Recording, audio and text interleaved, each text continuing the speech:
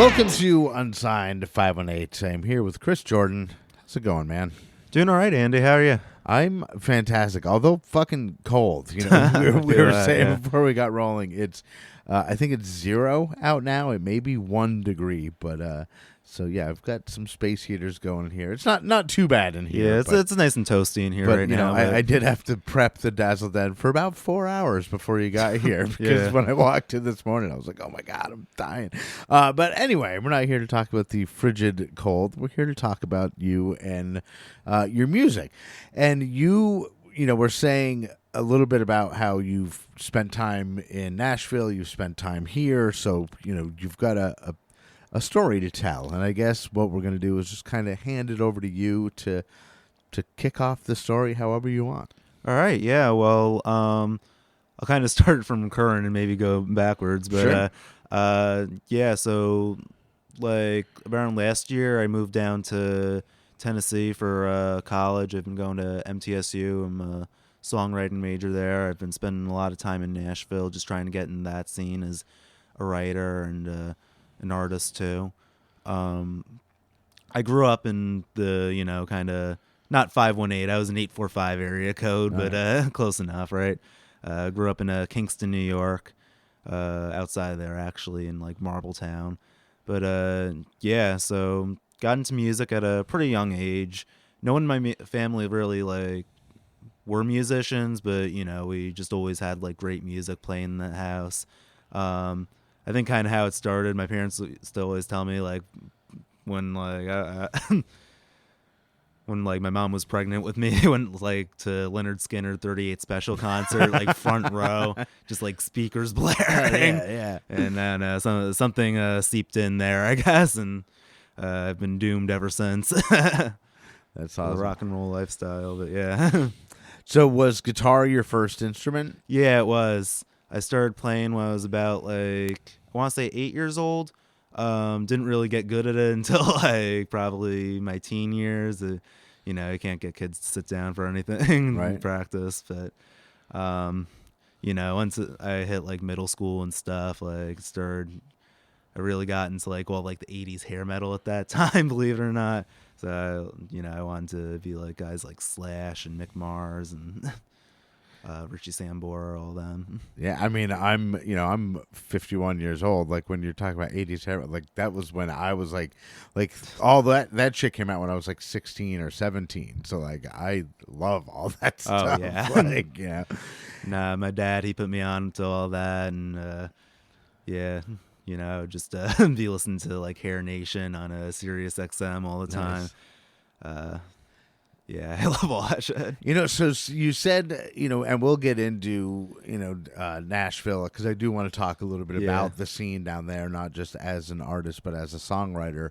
But, you know, you're going to school for songwriting, and, you know, you said, and an artist, like, because a lot of people don't realize, you know, like when you hear someone say singer-songwriter, a lot of people are like, yeah, you know, obviously, but like songwriters themselves are uniquely different than a performer. So to get someone who does both is a specialty, because, you know, songwriting is a different art that not every performer has, I guess, is what I'm trying to, you know, like I'm a performer, but I'm not, I wouldn't say I'm much of a song, you know, I'm not much of a songwriter. You know, there's like different, like, I would say I'm like good enough at both where like you know, I'm passable with either. I know like, you know, people that just do like the songwriting side, they're like, you know, leagues, you know, and then they're like performers that can like play me out of any arena. But yeah, you know, it's just kind of what you specialize on, you know, wherever you put your passion, I guess.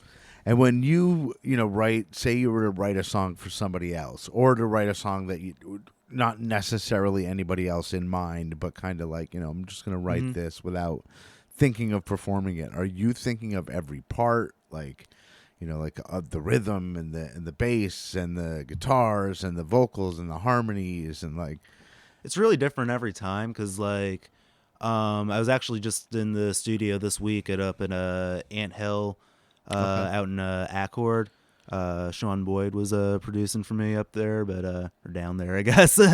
Suck at geography, but yeah. So I came in with 2 songs. One I'm gonna play later, but so that one, like, I knew like exactly like every little detail I wanted, like with the production stuff, like every little guitar thing, what I wanted the drums to do and stuff. And then another one I came in, it's like a total blank slate. Like, I had like the form and stuff. I had my guitar part written down, but like, we were kind of experimenting on some different shit. And like, I think we're going to have something really cool, but it was kind of cool to just like build a song up from scratch like that. Like, and when you say from scratch, you mean like kind of like go into the studio with some bare bones and build it like almost in real time. Like, yeah.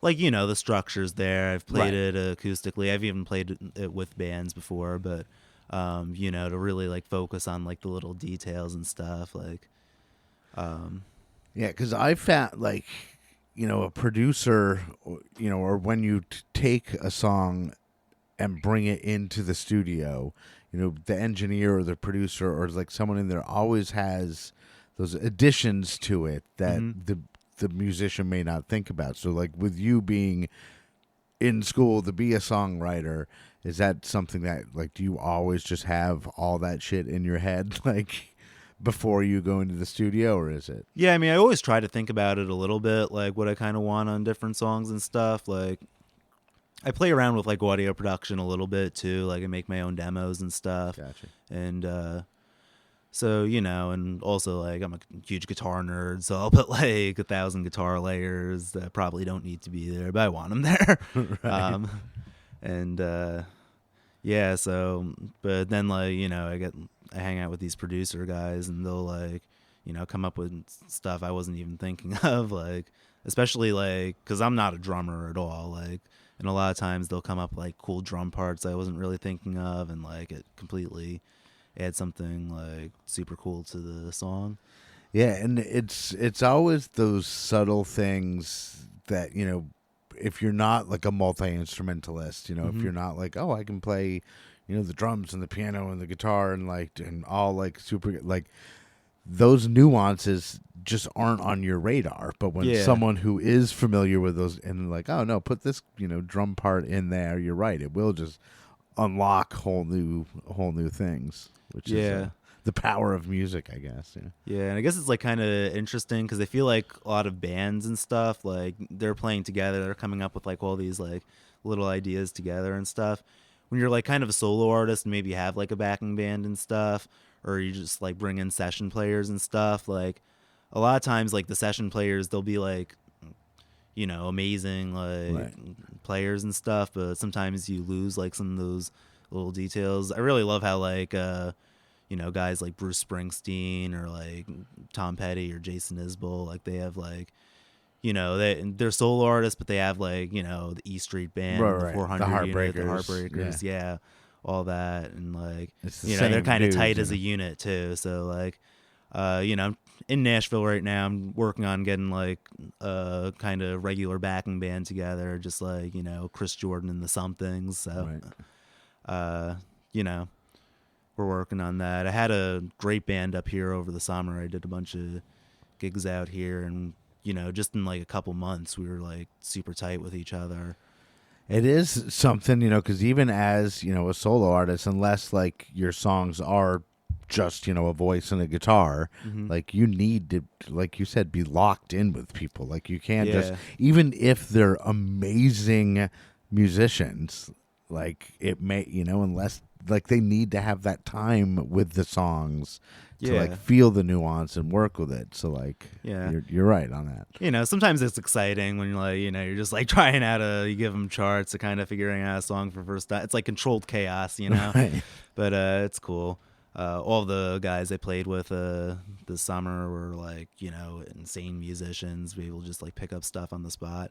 That's actually how I found out about the show. My buddy Sam Wall from he used to be in Sons of Eden. He was drumming. He's down in Nat. He's like touring, but he's based in Nashville, right now he's on the road with Wizards of Winter. Shout out to Sam there.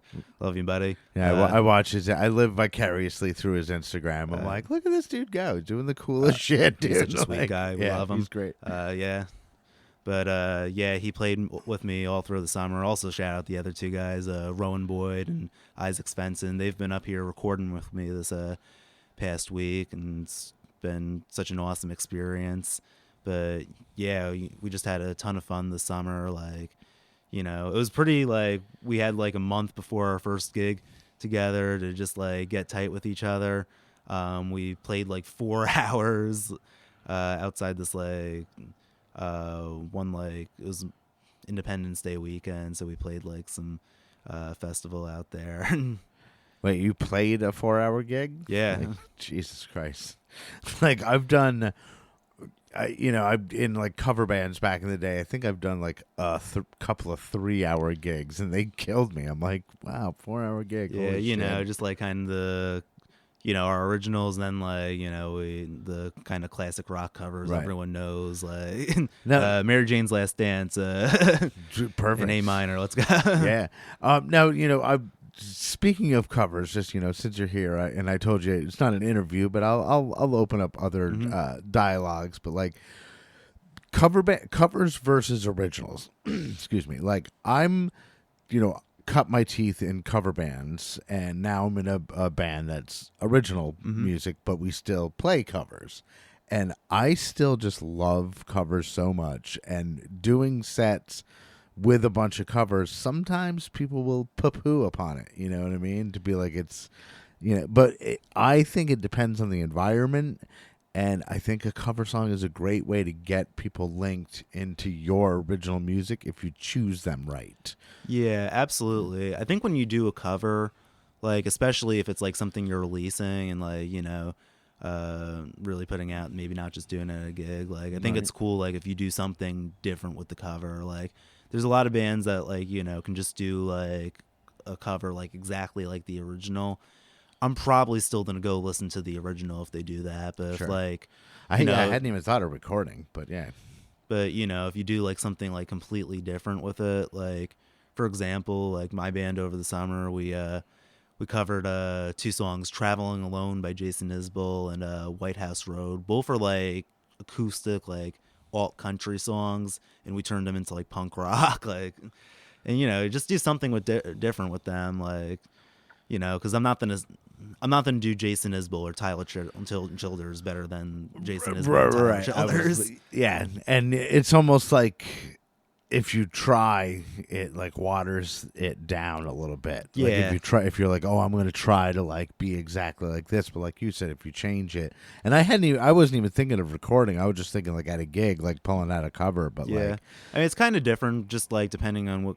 Like I do all sorts of different gigs and stuff. Like, I'll play at like some dive bars and stuff, and a lot of them just like want like country covers right. all night. I'll try to throw in a couple of originals just to like promote that stuff. But you gotta play the classics there because it's what people want to hear, especially if you're up on like Broadway and stuff in Nashville. And then like there's a lot of house venues around my school and out in Nashville and stuff, and like for that they want to hear like all originals and stuff. It's like a lot of college kids, and they're like actively trying to discover new music. So and then there's like I have like a couple artist gigs going on right now. I play with this one artist based out in Nashville, Grava. She's like kind of pop punk, horror pop, whatever you want to call it.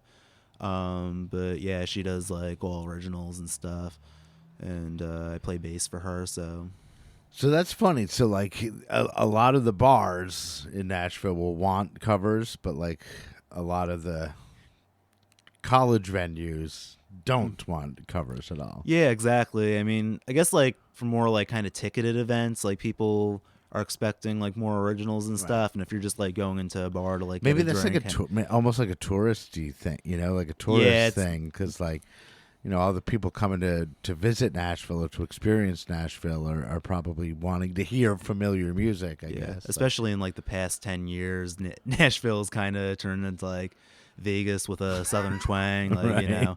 Instead of your Elvis impersonators and stuff, like you'll just and also I think people expect Nashville to be a lot more country than it is, but if you go up on like right. Broadway and stuff, like you go into any of like the big country stars bars, like, you know, they're playing like the big country stuff, but like most of their sets like all like classic rock stuff. Like one time I remember, I think it was like Kid Rock's bar or something. I went up there, like every floor I went up just happened the same band, like different bands were playing Pour Some Sugar on Me by Def Leppard. Like I hit every floor that night, and they just every band hit that song. So, you know, classic. So I'd like to maybe check out Chris Jordan's song. So I know you brought your guitar, but we're gonna pull that out a little later. Yeah. What do you want to play for everybody first? Yeah. So I guess we'll play the first single that I released earlier this year in around August. It's a song called Cherry Cigarettes. It was my debut release. I recorded it at MTSU. Had my buddy Alex Wands and Wesley Stewart. They both produced it for me. I played everything on it myself except for drums, and actually my buddy Gunner, they played bass in the chorus, and Dom Iskandel, he played drums. So yeah. Nice. All right. Well, cool. Well, let's check out Cherry Cigarettes, and we'll be right back to talk some more with Chris Jordan. I don't care what I see. You look so empty. Your energy's like ecstasy. And I watch you in the night go up in smoke. You don't know me, but you pull your stool right next to me. I didn't know I played and lost this game before.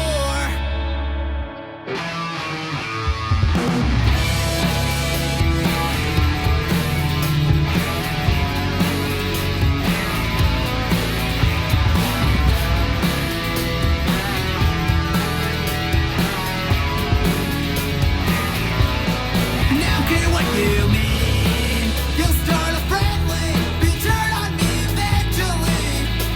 So turn my back and turn you down before you make me happy, pull me higher than I'll ever be. Then hit the ground as you walk out the door. Well, I don't need a savior, 'cause my heart's been through the ringer. I think I can sense the bringer of another 6-month sentence locked in hell with all the rain checks and the suicidal drum sets. I can save myself the head stress and settle scores long before we fall from grace. I stay away. Lonely is a question only answered when I mention what you know you're gonna be. So I'll save myself the long run, 'cause I know you'll only be another smoking on the cliff the scene.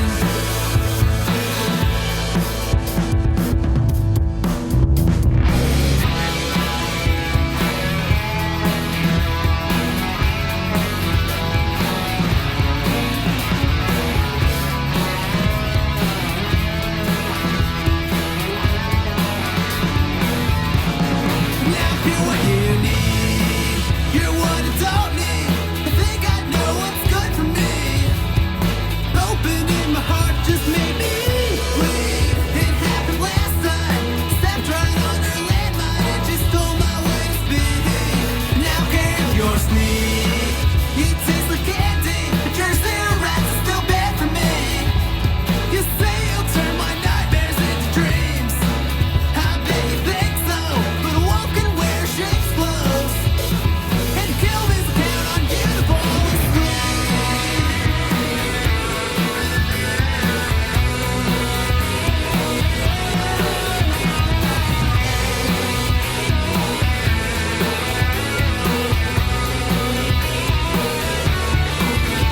Well, I don't need a savior, 'cause my heart's been through the ringer. I think I can sense the bringer of another 6-month sentence locked. The hell with all the rain checks and the suicidal drunk sex. I can save myself the head stress and settle scores long before we fall from grace. I stay away.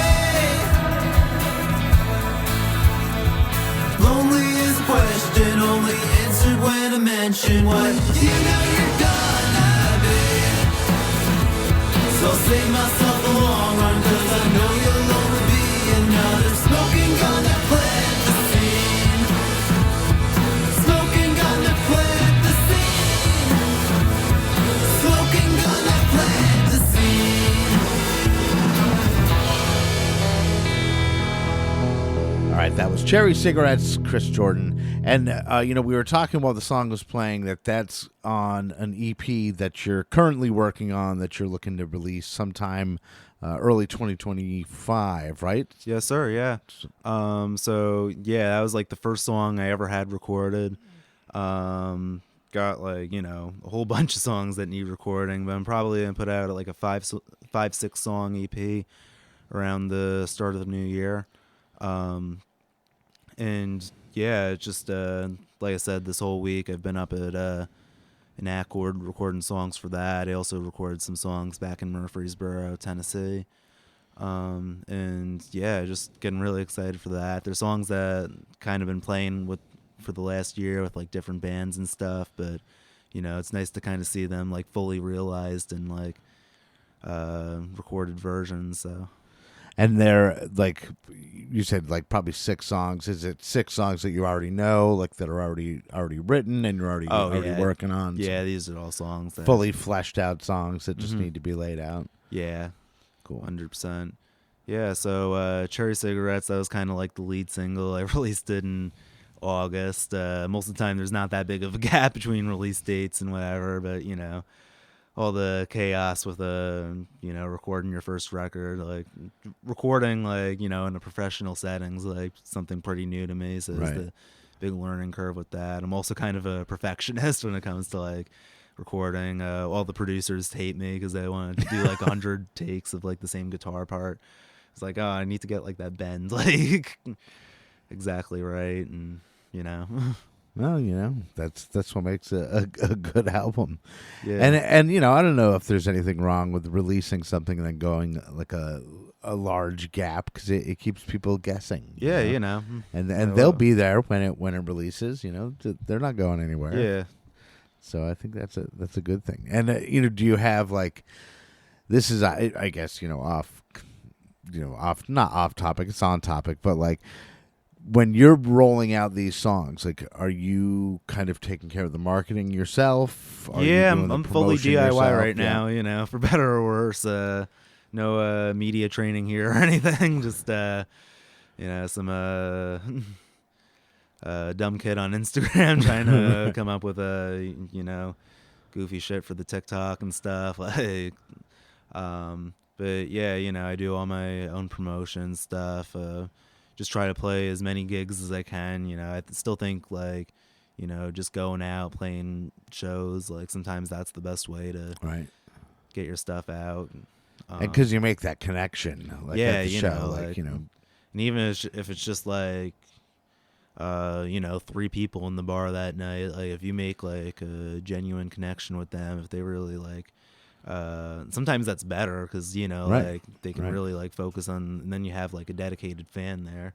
When you're kind of starting from scratch, like you need every fan you can get. Yeah, it's really wild, like to have somebody like approach you and tell you how like your music affected them. Yeah, it means the world to me. Yeah, like, and it's cool to like be able to give that back, and then they're absolutely. like, yeah, I really like that dude's music, and then I talked to him and he was really awesome, and like they'll tell people that, and whereas a lot of the times, just society in general, like people don't talk about positive things, like if they go to a restaurant and it's good, they tell one person. If they go to a restaurant and it's bad, they'll tell 20 people, Yeah, it's negativity bias, Yeah, but I think in music, like what we're talking about, with those connections, I think it's the opposite. Like, yeah. If they approached you and you were a dick, they probably wouldn't talk about you. But if you're super cool, they're going to tell everybody, oh, that guy was awesome. Yeah. I think like, especially in like modern day now where there's like cameras everywhere and stuff, like, back in like, days of classic rock, like, you'd hear stories about like all these rock stars like being dicks and stuff. Like, yeah, I just don't think that flies today. I think that's kind of a good thing. But yeah, and I think that like even like the the social media aspect of it, and like my day job is a social media manager, so like I'm in the social media stuff, but like I think the cameras, like you said, and like the fact that everything is everywhere does kind of keep people like a little more behaved. Yeah, just like that kind of rock star attitude in like the negative way, like Yeah. still got to have like a little bit of like self-confidence and stuff, Right. but I think that's kind of going away. I think that's for the best, Like not like back in the 80s, like the hair metal stuff that you're talking yeah. about, like where one band would be like "fuck you" to the other band, and like they Yeah. like hated each other and like tried to sabotage each other's shows and shit. Yeah, I know you'd hear stories about that, but yeah, I think today, especially in like the rock scene, which is kind of what I'm in, like a lot of the bands like are super friendly with each Right. other. They're always hyping each other up. And I think that's really awesome. That's the way it should be. Yeah, and I think like I know you're from kind of the punk scene, right? Yeah. Yeah, and that was like a thing there. Like if you want to, I know like hearing stories, like if you want to meet the Clash back in like the 70s, you would go to a Sex Pistols show. Right. They'd be hanging out in the crowd. Right. And I think I've always kind of connected a lot to that like mentality. Just Yeah, it's a community, Definitely a community. That's the whole reason I'm doing this show, is because I'm like, I want to lift the whole community, and not necessarily just like the genres of music that I'm into, but like everybody is doing it the same thing, so it doesn't matter. We just got to lift each other up, and that's why I'm doing this. Yeah, 100%. And I think it's an awesome program you got running. Thanks, man. Yeah. Thanks. So I think we should, since you brought along the guitar, I think we should hear a song live. So what were you going to play for us? Yeah, I'm going to play a song. This is going to be a closing song off my new EP. It's called Hang. It's definitely one of my more personal songs. I wrote about like some family drama. I actually wrote it from my grandfather's perspective. He was estranged from my mother for a long time, and I wrote it kind of with that in mind. He's passed now. He was an addict when he was around, but I wrote it from the perspective of when they were kind of apart from each other. They ended up reconnecting later in life, which I think is kind of beautiful. But I did write the song. It's definitely one of the darker songs. That's why I wanted to put it at the end of the EP. It's just kind of it's like a 6-minute rock epic, but yeah, so the song's called Hang, and I'm gonna play it for y'all now. All right, cool. Well, let's listen to Hang, Chris Jordan, live here in the Dazzle Den, and we'll be right back to wrap it up.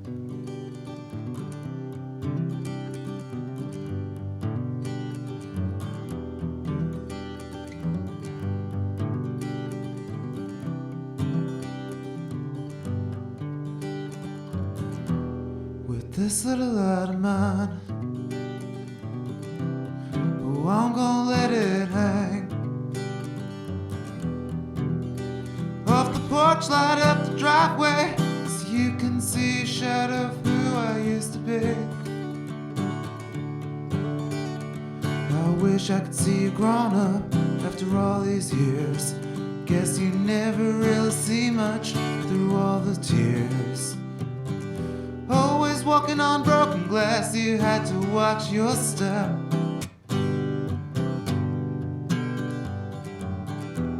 And home looks pretty different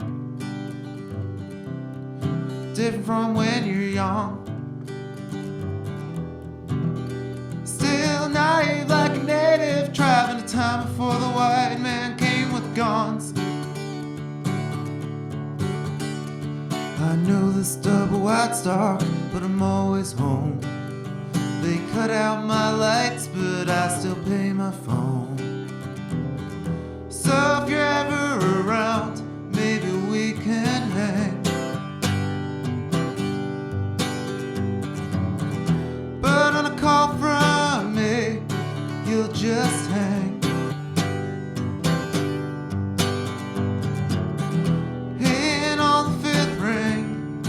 I'll hang too. You know I'm home, you can guess how I do.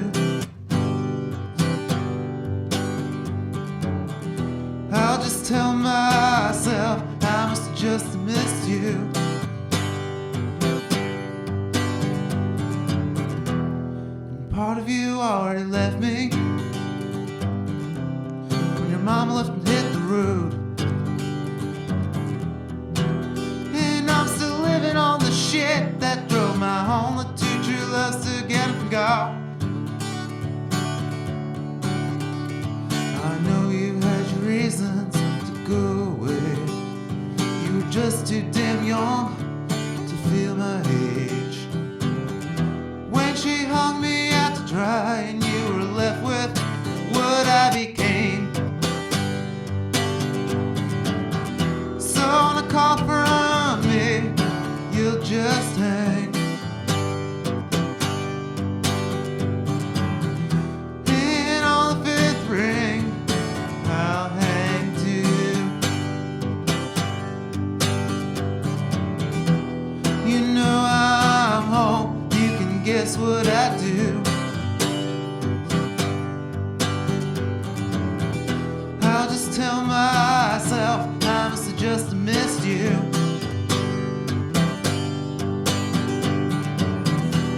And as you drive, see angels on the boulevard flying south for the winter, 'cause God don't want no more. Like the I used to fly, life will break your wings, drop you and leave you for dead, still your voice to sing.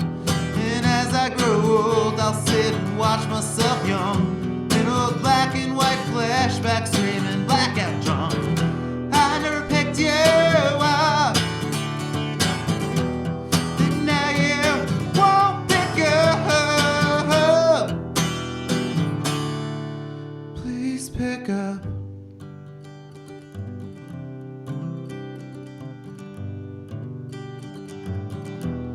In this little shed of mine, on the back edge of the acre, near the back wall on the workbench, by an upright cooler there just sits a rope. And like me, it's only good for a couple of things. One's holding it together, one's pulling away. And lately I'm feeling tied down, I think it's my time too. So if you call on me, and it just hangs. And if on the fifth ring, you hang too. If you find me at home, if I finally go through, wherever God puts me, know that I do miss you. Wherever God puts me, know that I do love you.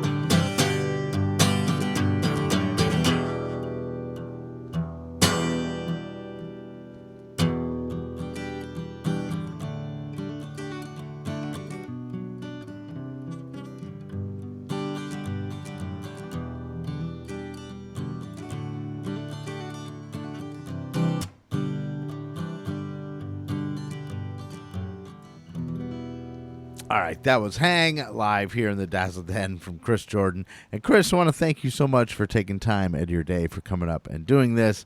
And before you go, I just want to give you a chance to say what I refer to as your gratitudes. So microphone is all yours. Thank you, Andy. I want to thank you again for having me. I think this is a really awesome program. I've discovered a lot of great new artists just from listening to this show for the past couple months. I think it's a really great thing you got going on. But yeah, first of all, I want to thank my family for just being my undying support. It's actually my mom's birthday today. So happy birthday. Yeah, happy birthday, Mom. And yeah, I want to, thank all the musicians that I've been playing with, in New York and in Tennessee. Just some really awesome guys.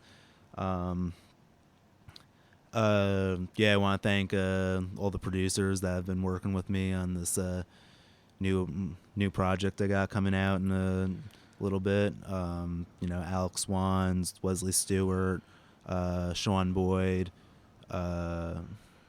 Yeah, just some great people. I know I'm forgetting some names, but And yeah, if you want to keep up with what I'm doing right now, you can follow me at Chris Jordan Music on Instagram. That's where I post like all my show dates, all my upcoming music, a bunch of dumb TikTok shit. You know, probably, you know,